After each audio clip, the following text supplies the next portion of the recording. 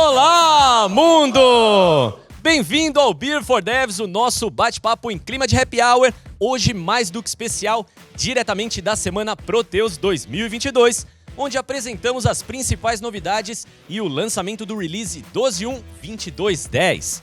E hoje nós vamos falar das tecnologias por trás das melhorias que apresentamos e também as principais ferramentas open source que os devs mais utilizam aqui na TOTS. Tá curioso? Então fica ligado que a gente conta tudinho em detalhes já, depois da vinheta. E para começar o nosso bate-papo hoje, vamos falar sobre as ferramentas e iniciativas open source aqui na TOTS. E os nossos especialistas são Eveline Renata, analista 3 de desenvolvimento de software, Daniel Otto, coordenador de pesquisa e desenvolvimento, Jandir Deodato, gestor Framework Proteus, Cristiano Felício, expert de pesquisa e desenvolvimento, e Ricardo Manzano, tech lead da TOTS, e quem vai comandar o bate-papo por aqui. Vai que é sua, Manzano. Salve, Manuel. Brigadão aí. Obrigadão pela abertura. Tenho que falar também que é um imenso prazer estar aqui com vocês, cara. Primeiro evento aqui que eu participo ao vivo, né? A gente passou por tanta coisa online, é muito bom sentir essa energia aqui, então muito obrigado aí pela presença de todos. Cara, e aqui pra gente começar, eu como defensor ferrenho do Linux, acho que é muito bacana a gente falar do open source e o quanto que a TOTUS contribui e se beneficia aí do mundo open source. Então vou começar com o Jandir, já que o POUI é um dos caras aí que eu acho que é um dos bons exemplos de open source que a gente tem. Então diz pra mim, como é que foi a sua experiência e do pessoal do Frame em usar uma ferramenta open com uma comunidade grande por trás apoiando? Fala, Manzano. Olha, olhando quando a gente fala em POI, acho que a maior experiência e o que a gente consegue trazer de bom é toda a colaboração em comunidade que a gente conseguiu ter. Então, imagina que agora eu tenho um produto muito legal, uma biblioteca de componentes baseado em Angular, onde eu não tenho mais um grupo pequeno de devs ali atuando, olhando e vendo. Eu tenho ali uma comunidade, um grupo gigantesco de pessoas trabalhando em conjunto para você conseguir ali acelerar e transformar aquela ferramenta. Então, quando eu digo hoje, quem é o dev que está por trás do POI? É o mundo. Então a gente não tem barreiras, a gente não tem muros físicos, a gente não tem nada. Então eu consigo que várias pessoas contribuam com o projeto, eu consigo ter ideias diferentes, eu consigo ter olhares diferentes em cima do produto. E isso faz com que a gente consiga acelerar a ferramenta de uma maneira que a gente não tinha visto antes, ou a gente não tinha pensado. Então ter ela em open, como open source, ajuda a gente demais e nos traz outros olhares para coisas que a gente não tinha visto ainda. Acho que é bem bacana nesse sentido. Bacana. E antigamente estava acostumado só a ver a abertura de chamada, né? Hoje a gente vê na comunidade o pessoal resolver questão e acaba ajudando a gente, né? Isso é uma coisa bem bacana mesmo. Isso mesmo. Isso é bem legal porque outras pessoas conseguem colaborar com o código e conseguem inclusive corrigir bugs que elas encontram, conseguem propor melhorias e criar melhorias. Então, a gente consegue aí dividir com toda a comunidade ali o produto. Então, eu tenho um problema e eu não consigo que o time de desenvolvimento daquele produto atue no meu bug, eu consigo corrigir o bug, consigo submeter o request e consigo ajudar toda a comunidade. Então acho que é isso que fica. O trabalho em comunidade acelera bastante o desenvolvimento do produto. Show de bola. Cara, Everina, eu ia perguntar para você. Duas perguntas, na verdade. Que eu queria saber primeiro como é que o GCAD se beneficia também do uso das ferramentas open. E a maioria do pessoal acaba não sabendo qual que é o papel do GCAD aqui na TOTS. Você podia abrir um parênteses e dar uma explicada pro pessoal também. Sim, legal, Manzano. Boa noite, pessoal. O GCAD ele faz parte da engenharia Proteus, né? Ele é responsável por toda a expedição dos pacotes, né? Então, sejam de pacotes pontuais ou o pacote da expedição contínua. E dentro da engenharia Proteus a gente tem outros times. O time que eu faço parte é o de automação de testes, né, que também está relacionado ali ao GCAD. E em automação de testes a gente tem uma esteira onde a gente executa diariamente todos os testes automatizados, né? Então sejam os testes funcionais, né, que são desenvolvidos ali com um framework ADVPL, ou os testes de interface, que são os testes do TIR, né, que é uma ferramenta open source desenvolvida aí, com Python e com Selenium. E aí a gente tem utilizado cada vez mais ferramentas open source, né, para ajudar em todo esse processo para a gente manter essa esteira, né? Hoje a gente roda aí mais de 33 mil casos de testes por release, né? Então a gente roda isso diariamente em todos os releases válidos. Para todos os países, né? Brasil e mais 6 países, e também nos produtos de TSS e TAF, né? Então, a gente utiliza o Jenks, que é uma ferramenta open source, para fazer a preparação de artefatos que a gente utiliza, de repositórios que são atualizados diariamente, e a base de dados, que a gente mantém uma base congelada com todas as pré-condições que são utilizadas no teste.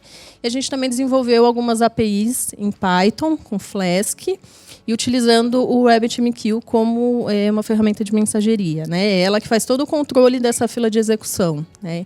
Então, hoje a gente tem... cada servidor nosso, ele tem um agente. Então, são N agentes que consomem esse serviço em Python. E aí ele tem um retorno ali de qual é a suíte, a próxima suíte a executar, né, em qual ambiente vai executar. Esses agentes rodam em paralelo 10 ambientes do Proteus. Né? Então, é onde a gente tem app server, dbaccess, né? São 10 Proteus rodando paralelo e independentes. Né? Então, com isso, a gente tem conseguido otimizar a execução dos testes, ganhar agilidade, escalar isso e rodar diariamente em todos os releases. E aí, a cada expedição de pacote da expedição contínua, a gente roda esses testes para garantir que não teve nenhum impacto. Né? E aí, qualquer falha que é identificada, esse pacote já não é expedido, né, para os clientes. E a gente também faz homologações pontuais, né, de componentes de tech. Então, essa esteira de testes ela vem ganhando cada vez mais maturidade, né, e a gente entende o quão é importante, né, os times focarem na automação. E a gente tem olhado cada vez o mercado, ferramentas que a gente pode trazer aqui para dentro para otimizar todo esse processo. Que bacana. Vou sair um pouquinho do roteiro para fazer uma pergunta, curiosidade minha. Vocês partiram de algum modelo de CI e CD para fazer isso e foram aprimorando? Ou nasceu de uma necessidade de vocês começaram do zero? Na verdade, assim, o processo de testes da TOTUS, inicialmente era muito teste manual. A gente foi percebendo que ter automação, a gente ganhava agilidade, né? A gente ganhava confiança para refatorar código, enfim. E a gente foi aprimorando esse mecanismo. Né? Inicialmente era puramente a DVPL, né? Todo esse mecanismo. E aí a gente foi incluindo Python, né? Incluindo outras ferramentas que ajudaram nesse processo. Né? Então, foi algo gradativo assim, que a gente está ganhando cada vez mais maturidade. E a cada nova liberação a gente está vendo a qualidade, né, cara? Exatamente. Graças a Deus, só recebendo elogios. Parabéns para vocês. Obrigada. Bom, pro outro lado aqui, vou ficar um pouquinho para cá, um pouquinho para lá. Agora chegou a vez do Otto.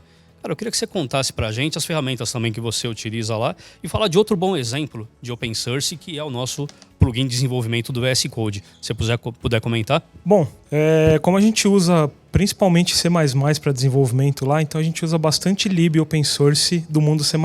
Então eu posso citar exemplos aqui, por exemplo, zlib, OpenSSL, libcurl, libWebSockets, tem N libs aí que a gente usa. Pro Smart Client, por exemplo, pro Smart Client Desktop, né, aplicação principal aí, comunicação com o app server, a gente tem o Qt, ou Qt, que é uma lib também, ele tem uma versão open source, uma versão paga, que é a principal ferramenta nossa de visualização, né, de interface. Então ela que controla toda a interface nos 3 sistemas operacionais principais, Windows, Linux e Mac.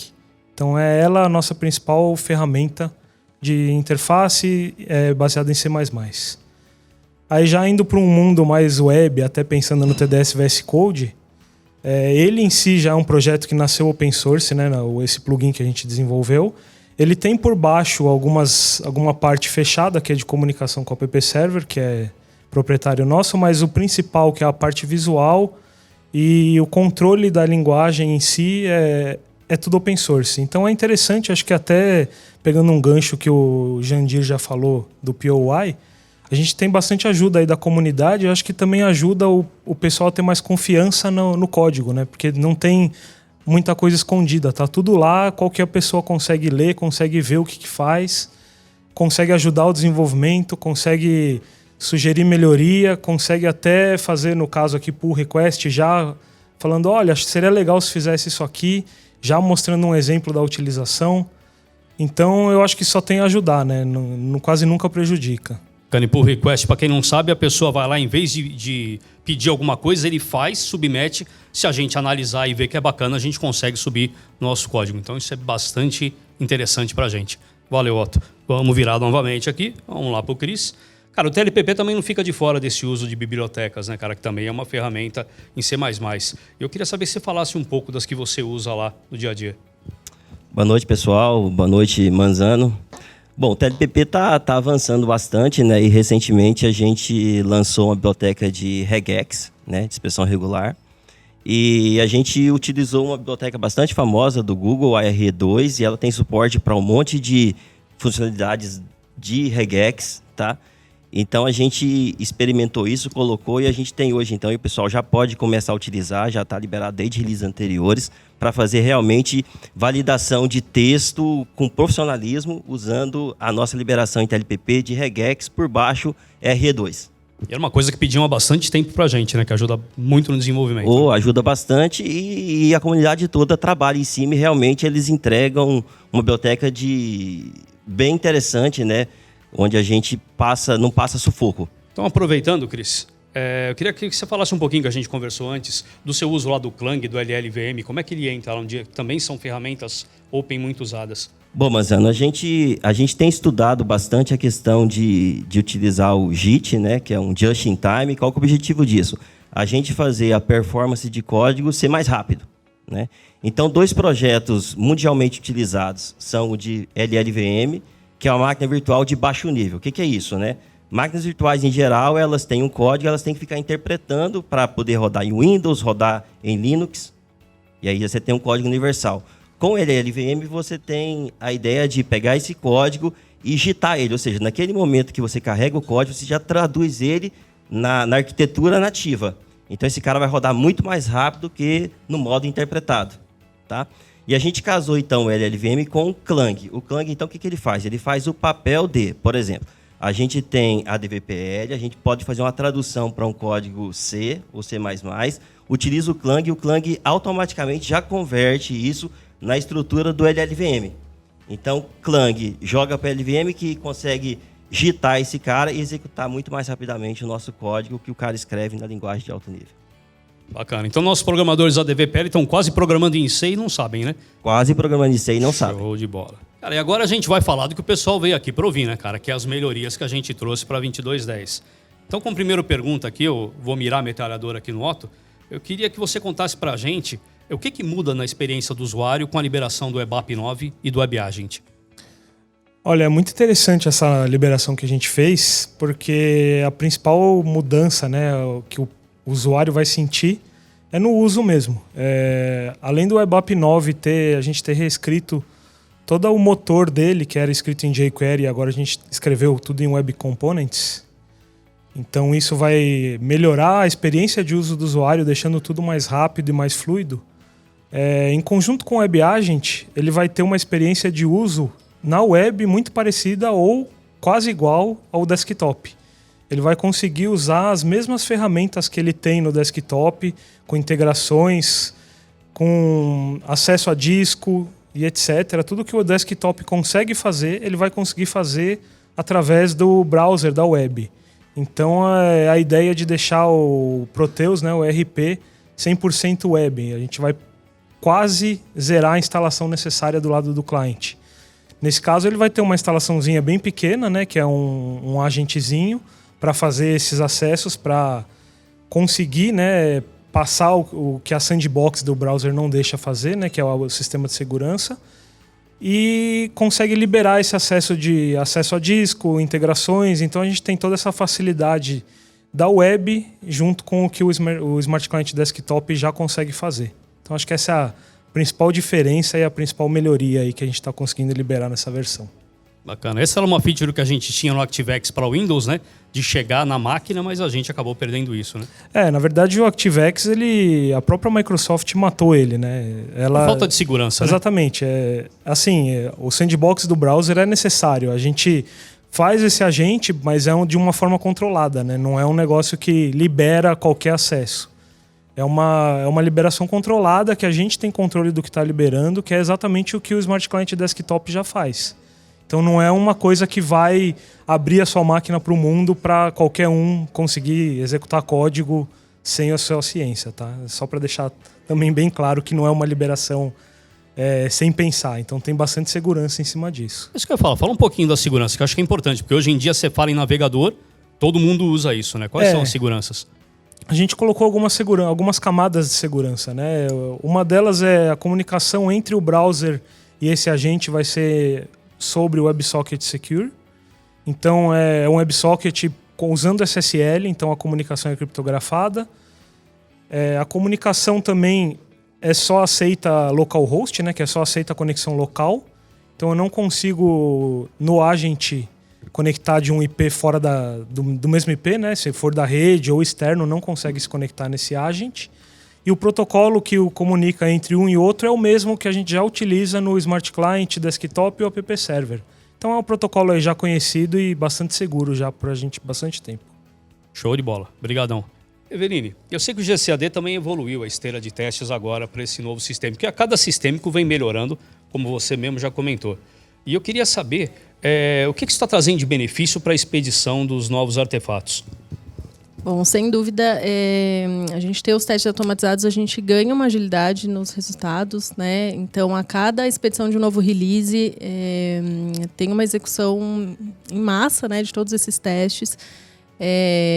Tem um ambiente, uma execução anterior, né, que a gente vai validando componentes novos de TOTS-TEC, libs novas, para garantir que quando a gente junta tudo isso, né, junta o que teve de alteração de produto, inovações, componentes novos de frame, componentes de tech, que a gente rode os testes, garanta os testes de regressão, né, garanta que o comportamento de todas as rotinas permaneceu o mesmo, né, e aí a gente tem segurança para expedir um release com mais qualidade, né. Então qualquer divergência, né, qualquer falha que é identificado, isso já é demonstrado numa dashboard que a gente mantém, que todos os times têm acesso e acompanham o resultado desses testes, né. Então a gente tem mais segurança na expedição do release, né, a gente garante que inovações, que novos componentes não afetam o comportamento esperado do produto padrão, né?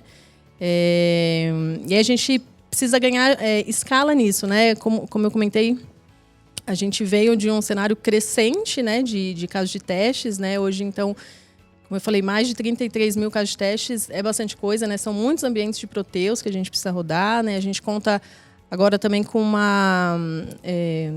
com a execução na nuvem, onde a gente tem um serviço de auto-scale, né, automático, onde a gente consegue subir máquinas, desligar conforme a demanda dessa fila. Então, a gente está evoluindo para cada vez mais ter um resultado mais rápido dos testes e um ambiente estável, né, que a gente consiga ter segurança ali no resultado dos testes. Bacana, bem bacana. E eu vou fazer para você agora, Cris. São 2 perguntas, eu vou separar para facilitar a tua vida, para não te atrapalhar. Então, a primeira, fala um pouquinho das evoluções que vocês trouxeram no TLPP na 2210. Bom, o TLPP ele tem avançado bastante, né, num produto que já está, na verdade, lançado em releases anteriores, porque a gente fez aperfeiçoamento, que é o REST, cada vez mais casado com o REST junto com o framework Proteus, tá? A gente trouxe também um App Monitor com uma visão bem legal de environments e outras características que você tem dentro do ambiente Proteus, e você já consegue acessar nativamente isso utilizando toda a infra de POI que a gente colocou dentro do TLPP Core, tá?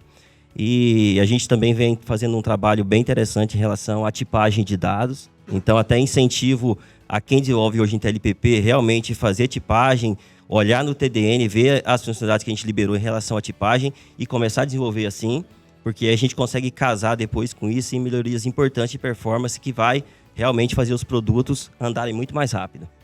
Bacana. E você só esqueceu de falar uma coisa bacana do App Monitor. Agora o pessoal tá uma URL de conseguir ver toda a vida, toda a saúde do ambiente, né, cara? Fala mais um pouquinho disso. Sim, então você se conecta lá através do App Monitor, né?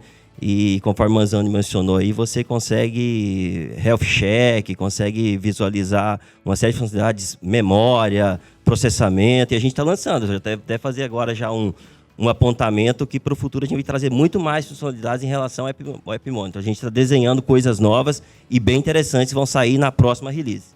E tá aceitando sugestão? Opa, é agora. Show de bola, show de bola.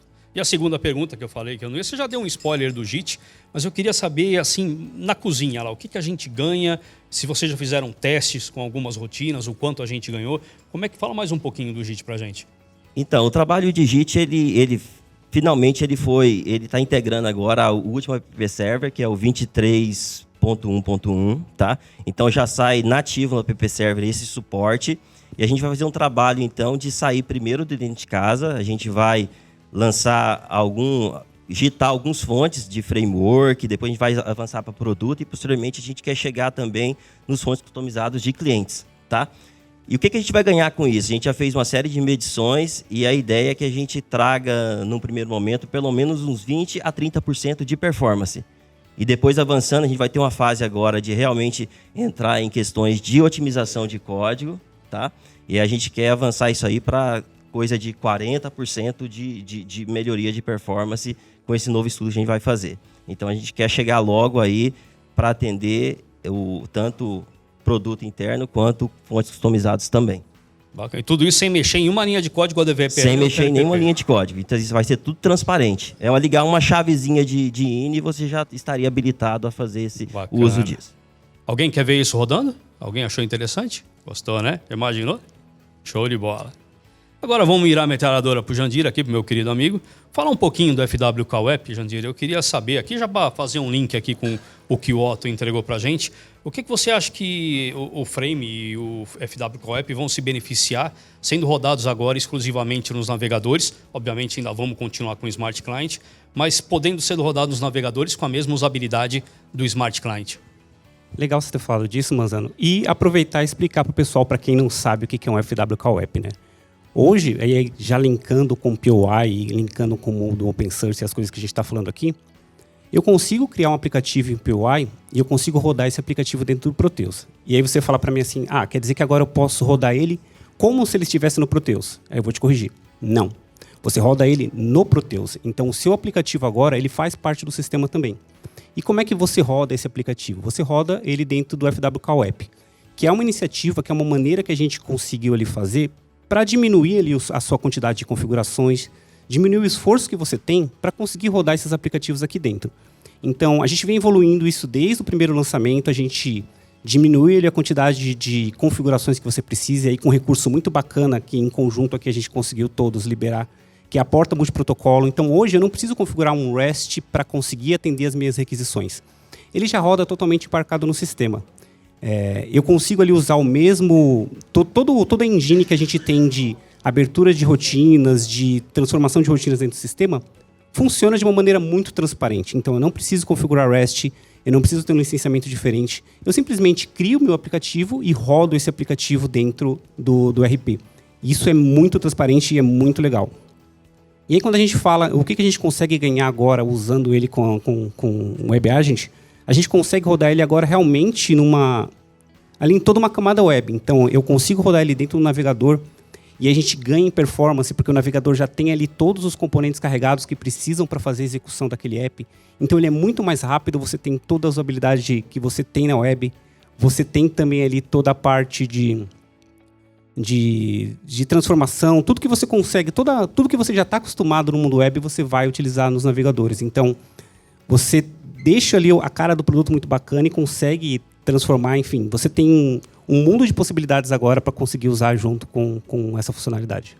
Bacana. E mais uma vez, né? Agora o pessoal da ADVPL e TLPP programa em C++, como o Cris falou, e agora programa também para HTML, né? Então também está abrindo um mundo para eles. Né? Exatamente. E linkando ali também com o TLPP, você agora começa a ter um tipo de programação, um tipo de visão um pouco diferente. Então, você começa a trabalhar agora com eventos assíncronos, você começa a trabalhar com o mundo stateless, onde você não tem ali um estado diretamente linkado no RP.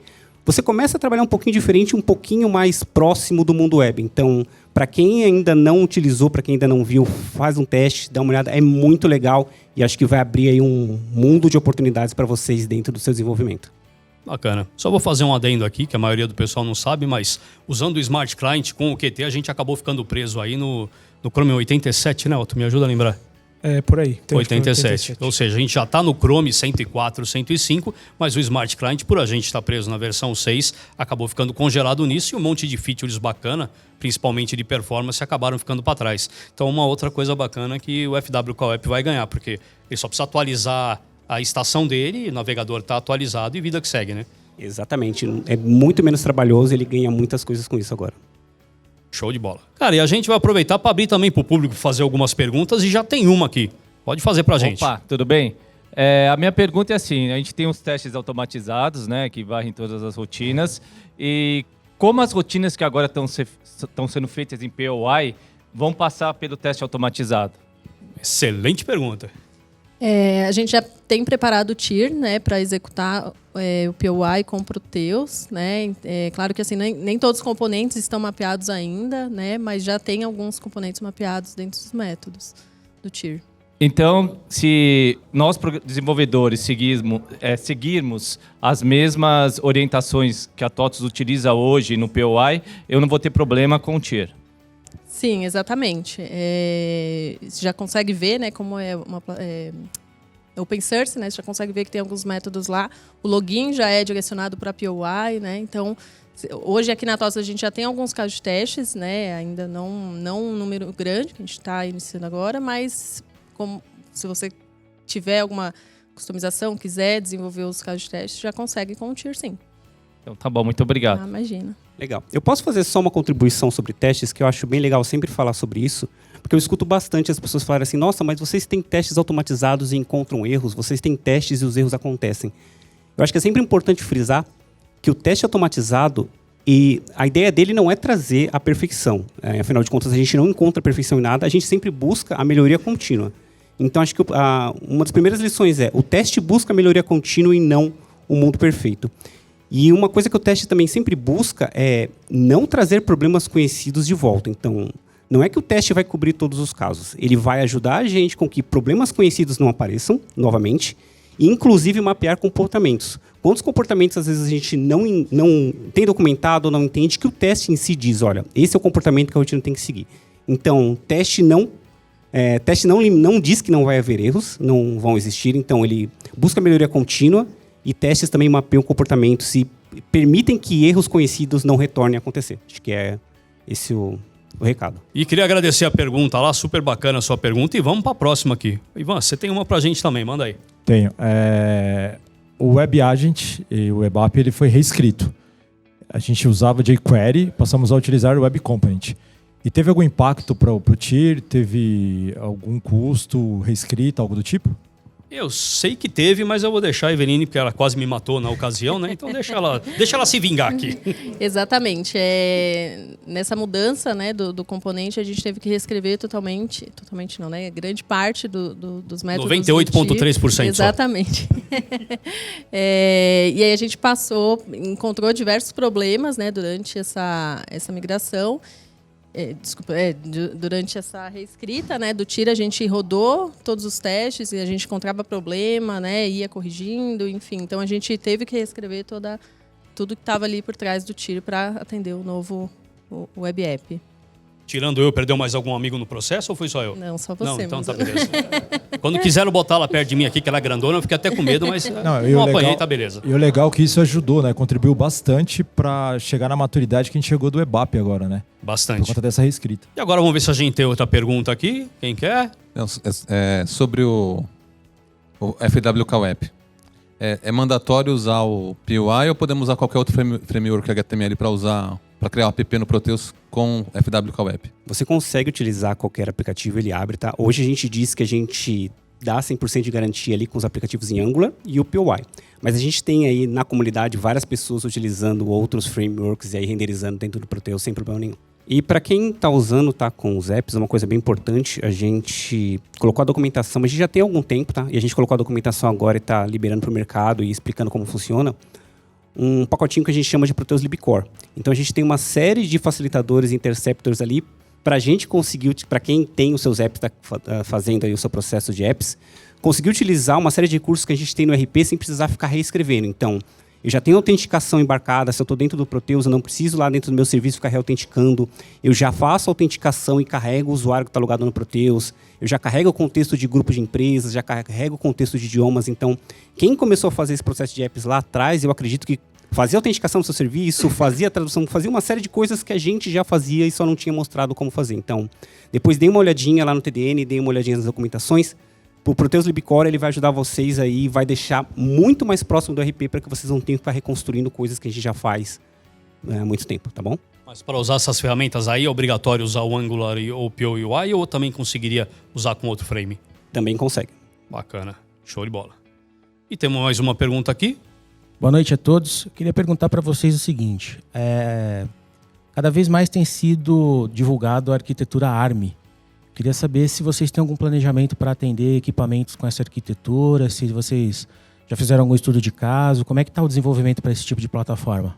Bacana. Se é melhor eu responder como gerente, é melhor eu apanhar do que o time. Deixa eu responder isso. Não, bacana. A gente está sim, a gente está vendo aí os benefícios dos servidores ARM aí em cloud no mundo. São servidores mais baratos, isso vai ajudar bastante os nossos clientes. Então, sim, a gente está trabalhando forte para trazer, muito provavelmente já na próxima release, toda essa camada, principalmente headless de server, para o mundo ARM. Então, faz todo sentido a gente ir para esse mundo também. Estamos trabalhando nisso, pessoal. Então, não batam na gente ainda, mas a gente já está trabalhando forte nisso. Acho que vale a pena só comentar também que o WebAgent já tem também uma versão para Apple Silicon, né? Que já é um processador ARM 64 bits. Então, a gente já está liberando nessa versão uma versão, nessa release, uma versão do WebAgent ARM já. Isso foi bom que ajudou a gente a levantar informação, ver os problemas de compilação, aprender como lidar com isso. E aí, para outra plataforma ARM não foi tão difícil. Valeu pela pergunta, Dan. Agora, deixa o nosso amigo fazer a pergunta, diz que ele vai levantar brabo aqui. Boa noite, meu nome é Fernando. Seriam duas perguntas, né? Uma sobre o POI, né? Que eu vi que é uma tendência, né? E aí, quando eu for construir uma tela no POI, se eu criar novos campos, isso vai ser de forma automática? Ele já vai aparecer no POI de forma automática? Você fala do metadado, se tem algum facilitador aí, é contigo, se ele tem uma integração com metadados. Né? A gente está trabalhando nesse sentido para que a gente consiga facilitar esse envio, essa transposição dos campos para a interface. Então para as próximas releases aí, a gente está preparando algo bem legal. Então, a gente vai tratar os campos customizados, vai disponibilizar para que vocês consigam, de uma maneira muito mais natural, muito mais próxima do que vocês têm no RP hoje, a transportar esses campos customizados, a transportar os campos do padrão, conseguir fazer uma customização, inclusive, em cima de aplicativos que a gente já tenha lançado aqui dentro do sistema. Tá? Pode esperar que a gente está planejando isso sim. Bacana. E aí, uma outra pergunta é sobre o WebAgent, né? Que no Smart Client, hoje, quando a gente faz uma atualização de build, precisa ficar atualizando todos os Smart Clients, né? Tem tudo isso daí.